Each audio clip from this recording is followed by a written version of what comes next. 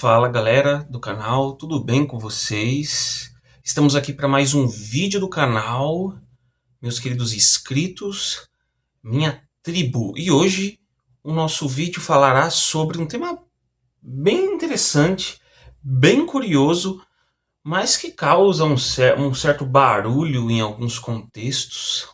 Geralmente, uma pequena parte de pessoas que se incomodam, por exemplo, se você tem um folheto da igreja impresso com a imagem de Jesus, que eles falam que é idolatria.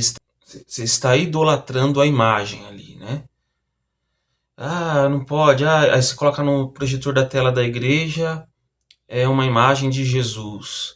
Ou você assiste um filme, o The Chosen, por exemplo, uma série, um filme sobre Jesus, a paixão de Cristo e tal, fala que é idolatria porque está fazendo imagem e semelhança. Eles se baseiam no segundo mandamento, né, que fala: não farás para ti imagem de escultura, nem semelhança alguma do que é em cima nos céus, nem embaixo da terra, e etc. E as pessoas utilizam esse segundo mandamento como base para dizer: ah, não pode imprimir uma imagem de Jesus no folheto, ah, não pode fazer uma representação teatral de Jesus lá na frente da igreja, ah, não pode fazer filme de Jesus, entre outras coisas assim. Se precisamos reverter um estômago de verdade. Se meu cérebro pudesse vomitar, ele vomitaria, porque olha, tanta burrice, tanto fanatismo que a gente não aguenta. Mas é por isso que a gente está gravando esse vídeo, não para você que é fanático e já está com a sua mente fechada, cheio de si, né? Porque tem gente que acha que é o dono da Bíblia, o dono de Deus, e tem a sua própria interpretação particular da Bíblia, mesmo que o texto não diga nada daquilo, mesmo que o contexto que o texto foi escrito não indica nada daquilo, mas a pessoa ela quer ser o detentor de uma luz que ninguém conhece. E nesse afã, nessa síndrome de Messias, a pessoa começa a criar umas teorias, sabe, bizarras na sua cabeça e se sente o profeta que vai condenar todo mundo que está na heresia. Mas antes de seguirmos o assunto, eu gostaria de falar para você, se quer ajudar esse canal a continuar no YouTube, a gente tem alguns meios para que você ajude. O primeiro meio, você pode adquirir um dos 2 livros que nós escrevemos, que está no link da descrição, nos 2 links da descrição. Você também pode fazer um Pix para a chave que está na descrição também do nosso vídeo.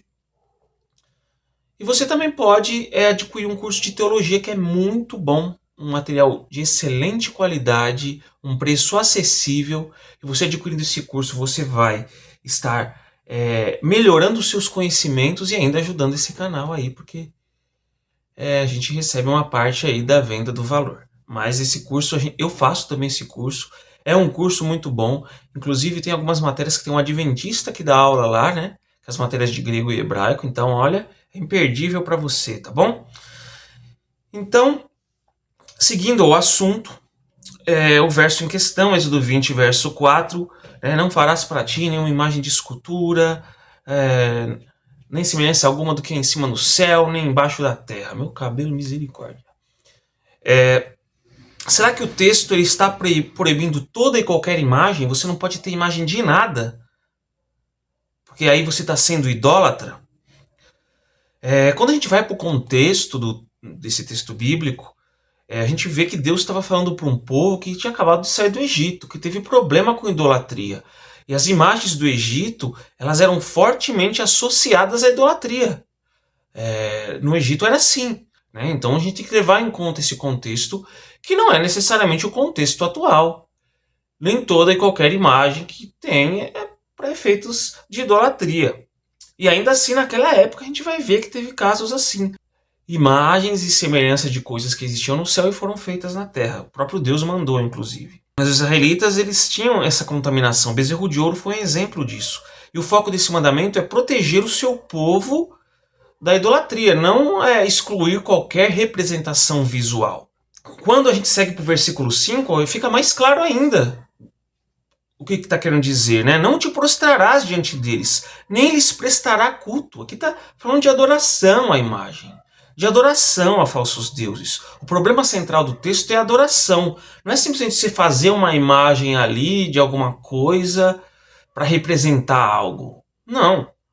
Uma interpretação, se você for interpretar ao pé da letra, o texto, não, porque o texto está dizendo assim, olha, não pode fazer semelhança nenhuma do que é em cima no céu. Então não pode imprimir o rosto de Jesus, um rosto de ilustração de Jesus no folheto, não pode fazer peça representando Jesus, não pode assistir filme com ator representando Jesus, porque tudo isso é idolatria. Porque está escrito lá que não pode fazer imagem nem semelhança do que é em cima no céu.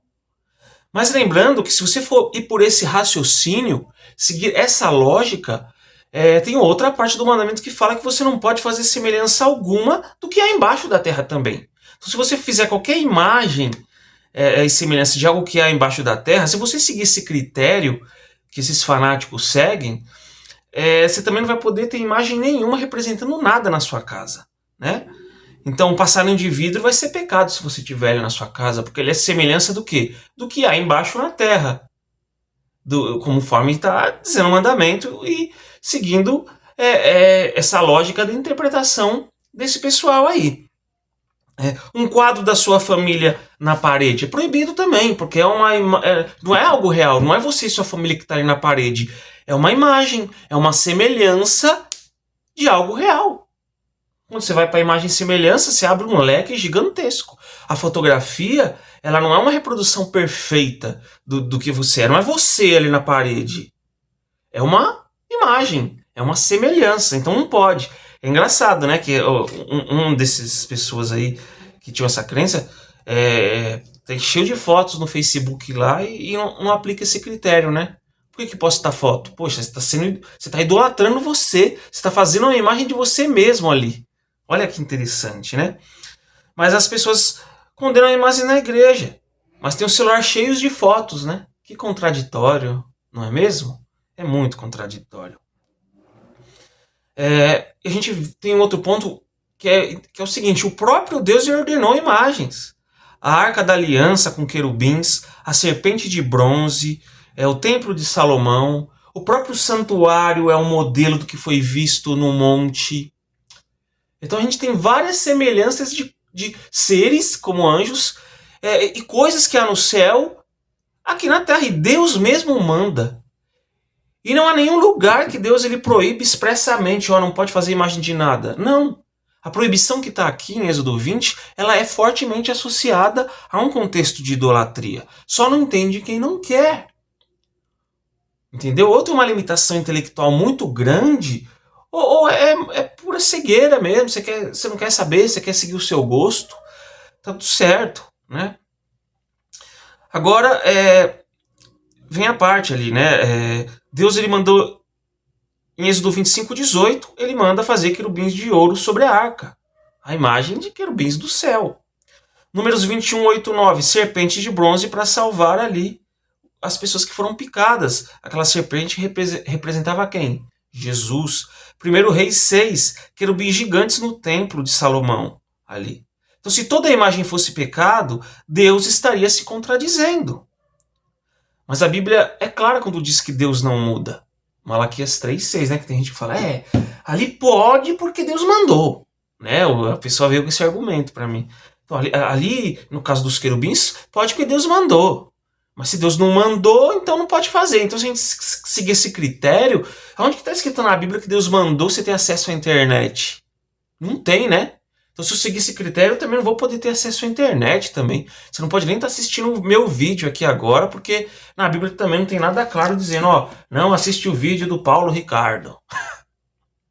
Interessante isso. Não é a imagem de Deus que condena. É o coração idólatra que condena.